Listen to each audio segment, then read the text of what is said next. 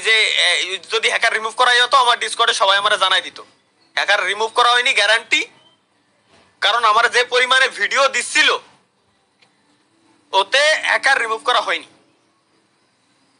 ওরে বাপ রে ভাই, তোমাকে গেম তো আরো বাড়ি বানাই দিছে। এ তো খেলার মতো মনে হয় না পরিস্থিতি আছে এখনই আমার যে পরিমাণ দিচ্ছে। ট্রেনিং গ্রাউন্ডে যাই দেখে তো ভাই এপিএস কত দেয়। লগ ইন দিয়া লাগবে তো।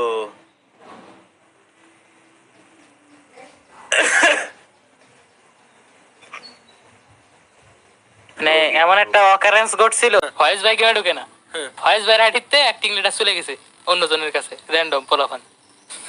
ও ও আচ্ছা আচ্ছা আচ্ছা আচ্ছা আচ্ছা বুঝছি,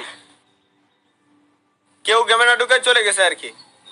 এরপরে তাই আমি ঢুকছি। আমি নাকি খালি পিসির কথা কইছিলাম ভাই, পিসিতে নাকি শুধুমাত্র হ্যাক আছে, তাইলে মোবাইলে যারা এই যে আমরা একটা স্পোর্টস দিছি, স্বপ্ন বললো আমার যে ভাই এই স্পোর্টস এর আমাদের টুর্নামেন্টের ভিতরে পর্যন্ত